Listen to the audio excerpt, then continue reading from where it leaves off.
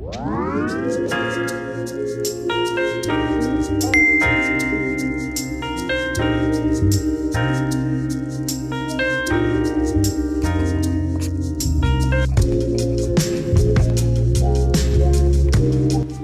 tout le monde et bienvenue sur ma chaîne si vous êtes nouveau ici, moi c'est Najwa. Et aujourd'hui ce sera une vidéo un peu spéciale. Je vous ai en fait un peu vlogué ma semaine passée. Donc je partage avec vous dans cette vidéo une recette risotto. Donc c'est l'un de nos plats préférés ici à la maison.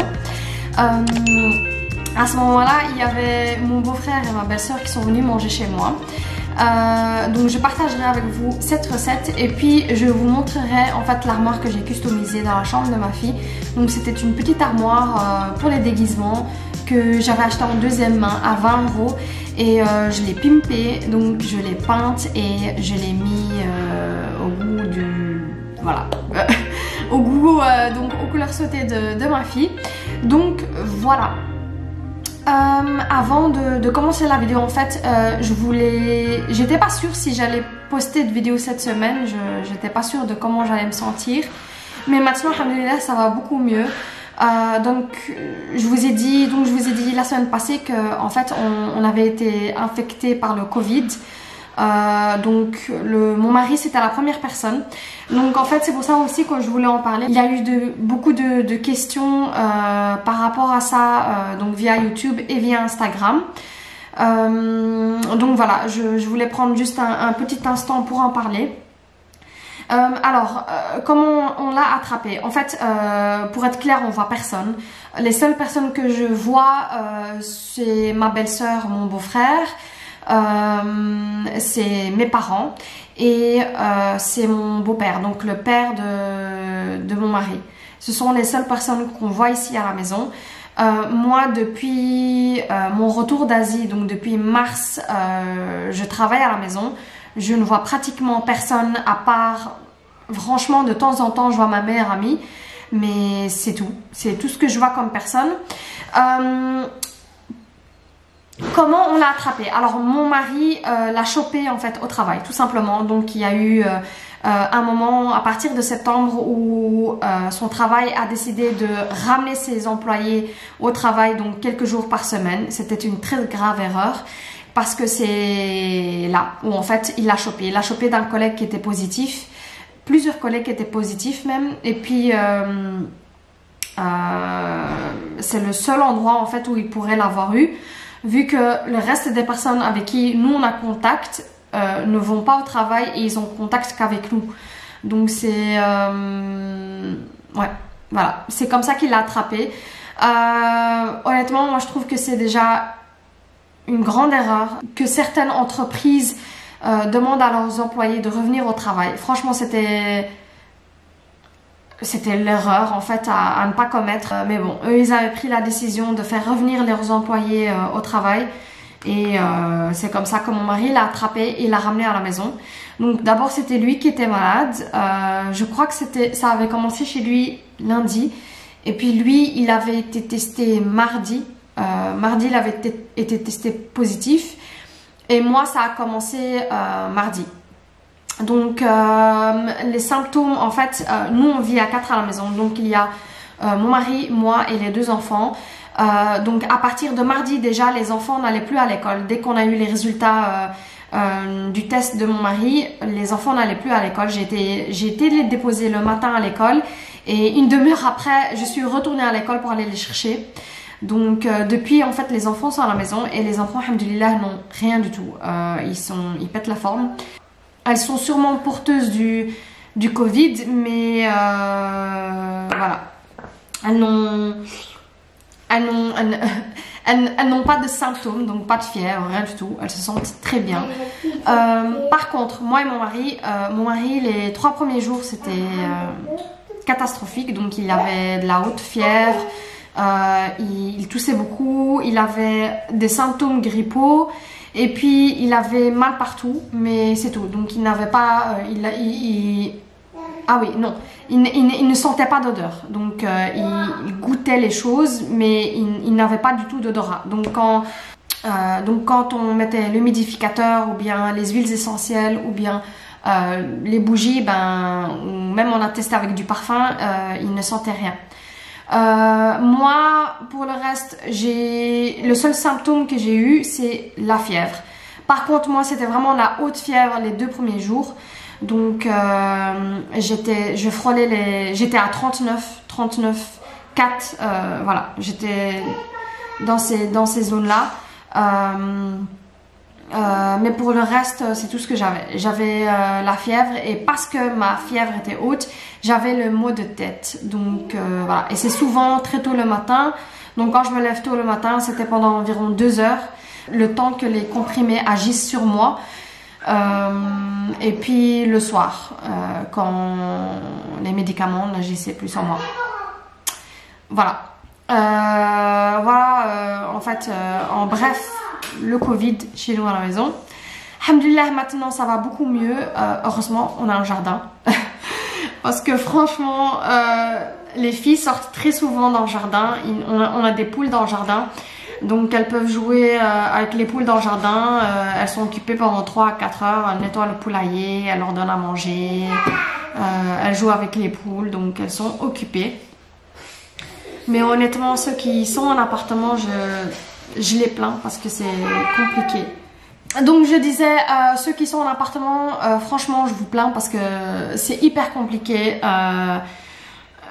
Franchement, alhamdoulilah que maintenant je suis plus en appartement parce que quand elles sont occupées dans le jardin, je peux au moins me laver à mon aise ou bien voilà, je peux faire des choses, enfin avoir un peu de temps pour moi. Alors que si elles sont à la maison, c'est hyper compliqué parce qu'il faut les tenir occupées, il faut, voilà, les enfants en bas âge, c'est pas facile. Donc voilà. Voilà, un topo Covid pour nous, alhamdoulilah, maintenant ça va mieux. J'ai des maux de tête uniquement maintenant le matin. J'ai la fièvre un peu aussi le matin. Et puis tard le soir ça revient. Donc, mais sinon en journée, alhamdoulilah, ça va beaucoup mieux. Et donc évidemment, comme il était porteur du virus, mon mari, et qu'il ne le savait pas quand on a vu mon beau-frère et sa femme, il a infecté mon beau-frère et sa femme. Et donc ils sont positifs aussi. Tout ça, ça aurait été évité si ils avaient décidé tout simplement de laisser leurs employés à la maison. Et voilà. Donc mon mari serait pas infecté, moi pas, les enfants sûrement pas, parce que sûrement ils sont porteurs du virus. Ma belle-sœur ne le serait pas et mon beau-frère non plus. Mais bon, voilà, c'est l'économie et le capitalisme de nos jours. Donc voilà. Sinon pour le reste, on est en quarantaine pendant 7 jours une fois que le test est positif. Donc on est à la maison jusqu'à mercredi environ. Donc voilà.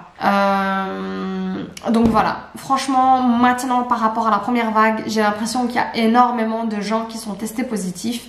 Il y a des gens avec qui j'ai pas du tout été en contact, qui me disent qu'ils sont testés positifs et qui ont eu aussi contact avec d'autres personnes, etc. Et qui eux disent aussi ils se parlent avec d'autres personnes et ils disent aussi que ces gens sont positifs. Donc j'ai l'impression que la deuxième vague, elle sera beaucoup plus grave que la première vague. Donc voilà, je voulais juste commencer le vlog avec ça et vous dire que voilà, prenez soin de vous. S'il y a moyen de faire du télétravail à la maison, faites du télétravail à la maison. Franchement, ne prenez pas de risques. Maintenant, alhamdoulilah, nous on est passé par là, mais honnêtement j'imagine pas une personne âgée où je viens d'entendre que, enfin ma mère m'a dit ce matin qu'une personne à Vilvoorde, un petit garçon à Vilvoorde qui a 4 ans était aux soins intensifs et qui était testé positif. Franchement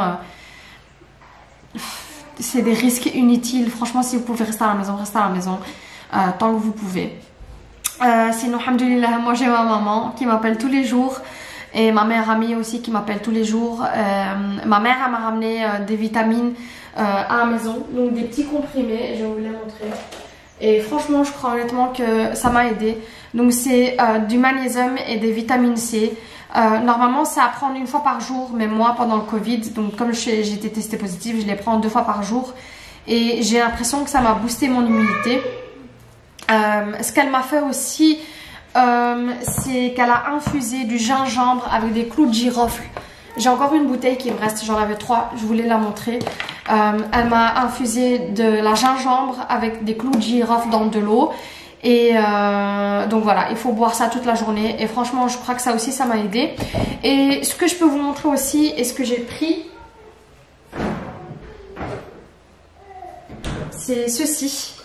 En fait, vous pouvez aussi le faire vous-même. Hein. Mais moi, j'ai acheté la bouteille. J'ai acheté ceci. Donc, c'est une marque belge. C'est du concentré de gingembre. Je crois que ça coûte une vingtaine d'euros pour toute la bouteille. Et franchement, c'est pas cher, sachant le gingembre, combien ça coûte. Donc, il y a 700 ml dans cette petite bouteille. Enfin, cette petite bouteille, c'est une énorme bouteille. Et donc, ce que je fais, en fait, c'est que je prends l'équivalent d'un petit verre comme celui-ci, un petit verre à espresso. Un petit verre comme celui-ci. Donc, je le remplis. Et puis, je le mets dans une tasse de thé. Et donc, je rajoute de l'eau bouillante. Et je le bois le matin. Donc, c'est des shots de gingembre, en fait, que je bois le matin avec du thé. Ça, je sais que de toute façon, en automne et en hiver, c'est à conseiller. Donc, le gingembre, des shots de gingembre, c'est à conseiller avec du citron. Donc voilà, je ne sais pas si ça vous intéresse, mais je vais mettre en barre d'infos un lien pour cette bouteille-ci. Donc, c'est belge. Et c'est 100% naturel et bio. Donc voilà. Aussi, ce que je voulais aussi partager avec vous cette semaine, quelque chose de beaucoup plus positif. C'est ceci. Je l'ai acheté via Vipi à 100 € et ils sont à 200 € sur internet. Donc c'est un service de chez L'Aguillole. Donc L'Aguillole, c'est une marque à peu près comme Creuset. Si vous connaissez Creuset, voilà, c'est à peu près la même gamme. Et franchement, j'ai cuit mon œuf ce matin dedans et franchement, je vous le conseille, ce beau service. Si vous avez besoin d'un service à la maison, d'un nouveau service, je vous conseille celui-ci. Donc, je vais mettre le lien en barre d'infos de ceci et je vais vous montrer à quoi ça ressemble. Donc, c'est un service comme celui-ci. Il y a combien de pièces? Il y a 7 pièces. Donc, il y a... c'est des casseroles de 7 pièces, donc il y a un manche. Et donc je vais vous montrer en fait à quoi ça ressemble. Voilà, donc en fait il me fallait absolument des nouvelles casseroles. Voilà. Les casseroles que j'avais avant, elles étaient bien aussi, c'était des Tefal. Mais bon, moi je les ai eues de mon beau-frère quand je me suis mariée, donc c'est il y a 8 ans, il y a déjà un moment déjà. Donc voilà, elles ont bien vécu. Et donc, comme j'ai déjà des couteaux L'Aguillole, quand j'ai vu ça sur Vipi, je me suis dit il faut que je les achète et que je les teste. Et franchement, c'est à conseiller. Donc voilà, c'est tout feu. Ça, c'est la plus petite casserole et ça ressemble à ça. Et donc, il y a 3 comme ceci, avec un manche. Et il y a...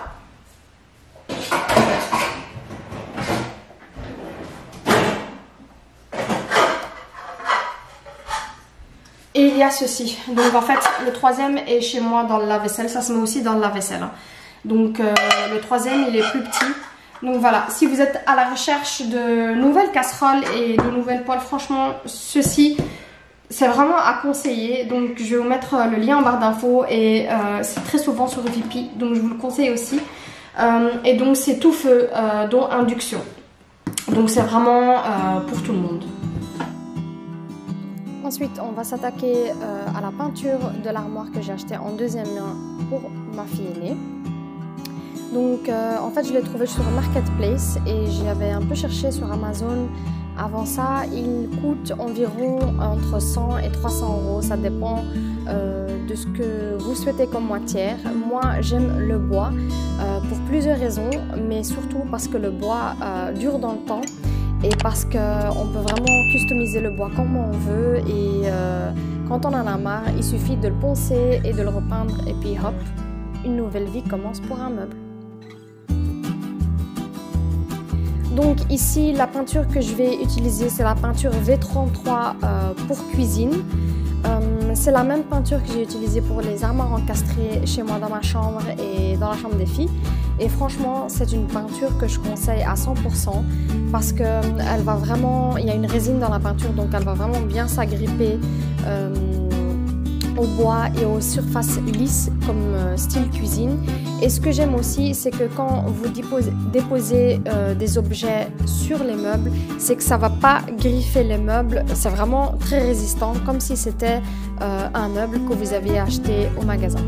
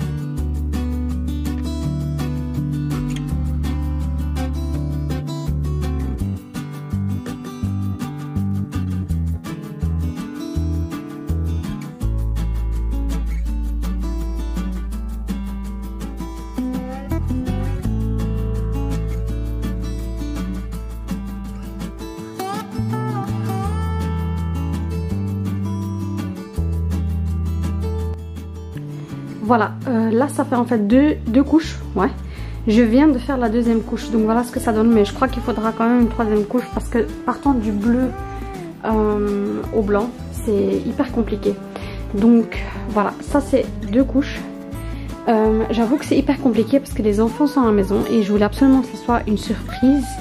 Enfin bref, maintenant en fait ce que je vais faire, c'est que je vais peindre les tiroirs en doré. Et puis là-bas, les crochets. Et puis le cadran en doré. Mais pour ça, je dois aller derrière. Je vais essayer de le faire sans que les enfants me voient. Mais bon, c'est compliqué. Mais voilà où j'en suis maintenant. Voilà, j'ai dû asperger très vite les tiroirs parce qu'il commence à pleuvoir. En fait, je les ai mis en doré. J'ai fait idem avec le cadre et la barrière. Et puis avec ceci aussi. Donc voilà.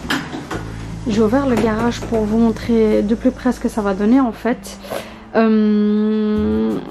L'armoire, il faudra encore une troisième couche. Voilà ce que ça donne pour l'armoire. Mais il faudra une troisième couche comme je vous ai dit. Et puis voilà les tiroirs. Donc ça sera blanc et doré. Alors, j'ai terminé le meuble. Je vais probablement devoir rajouter une couche, mais ça sera pour demain. Donc, je vais bien laisser sécher. Donc, ce que je voulais partager avec vous, je me suis fait un café, déjà pour commencer. Il faudra bien. Donc, il y a mon beau-frère et ma belle-sœur qui vont arriver. Je vais montrer comment je fais mon risotto au taleggio et poire. Alors, c'est vraiment l'idéal pour l'automne. C'est vraiment une recette pour se goinfrer et bien cosy. Donc là, on sera à 2, 3, 4. On sera à 7.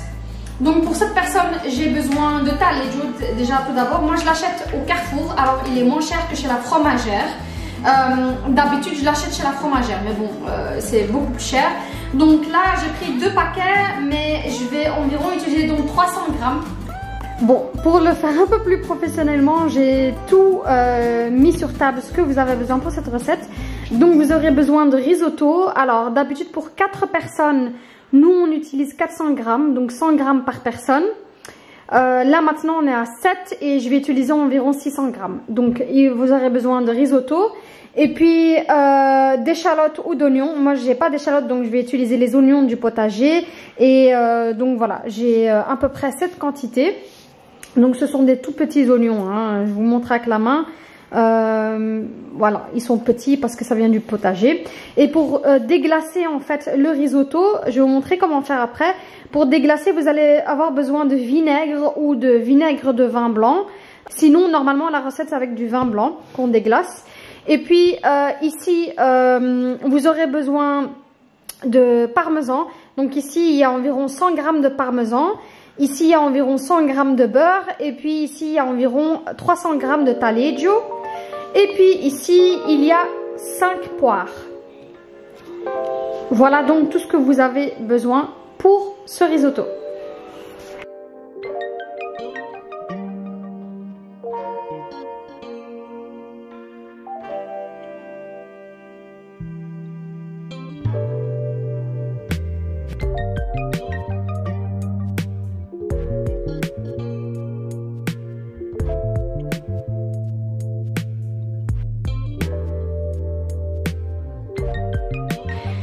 Et puis pour finir, bien sûr, on aura besoin de bouillon. Donc je vous ai expliqué comment je faisais moi mon bouillon. Ou sinon, si vous n'en avez pas, il faudra utiliser environ la même quantité d'eau avec 2 knorrs de bouillon de légumes.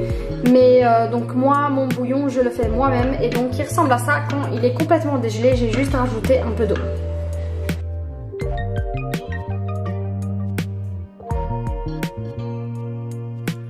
Je vous conseillerais tout d'abord pour cette recette de prendre une grande casserole parce que j'ai quasi tout le temps le même souci, c'est que ça prend énormément de place et puis à la fin de la recette, vous allez le voir, j'arrive plus à refermer la casserole. Donc on va commencer avec de l'huile d'olive et vous laissez bien chauffer l'huile d'olive. Et une fois que l'huile d'olive est bien chaude, vous allez rajouter les échalotes ou les oignons.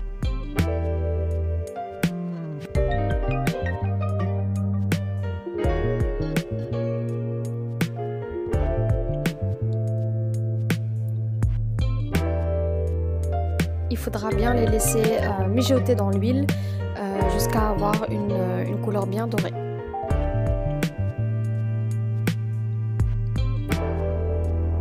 Une fois que c'est fait, on va rajouter le risotto et on va bien le laisser mijoter dans l'huile d'olive et les échalotes ou les oignons.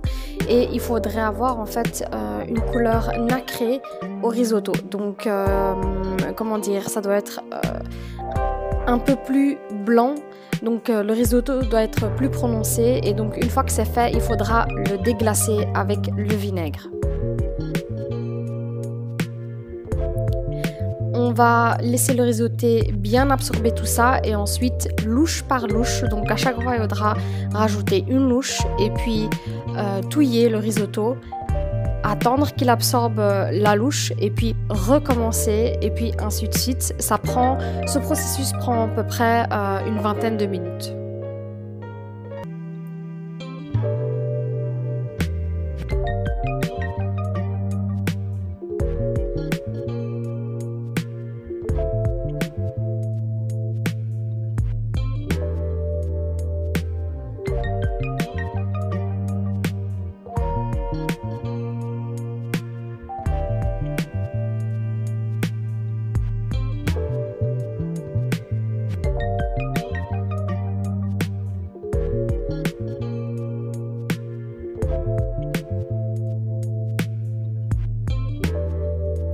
Une fois que vous voyez que votre risotto a bien gonflé, faites juste attention que ça soit pas pâteux. Moi, je conseille toujours de goûter aussi pour voir si le risotto est croquant.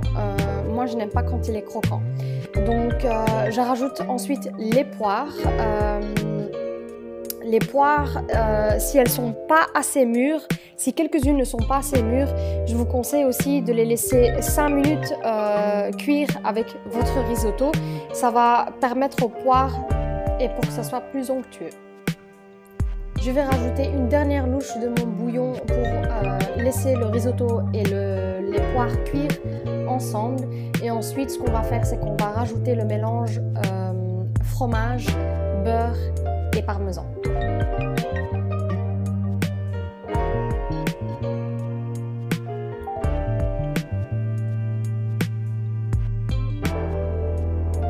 Vous voyez donc là que ma casserole est bien remplie, c'est bien de ça que je vous parlais. En fait, les casseroles ne sont jamais assez grandes pour ce risotto. Donc ce que j'ai fait, c'est qu'à ce point-là, j'ai éteint le feu, j'ai rajouté le risotto, le parmesan et le taleggio. Et puis je laisse fondre pendant une dizaine de minutes avant de bien mélanger et d'incorporer, comme vous le voyez, le beurre fondu, etc. pour que vraiment le mélange soit onctueux et fondant.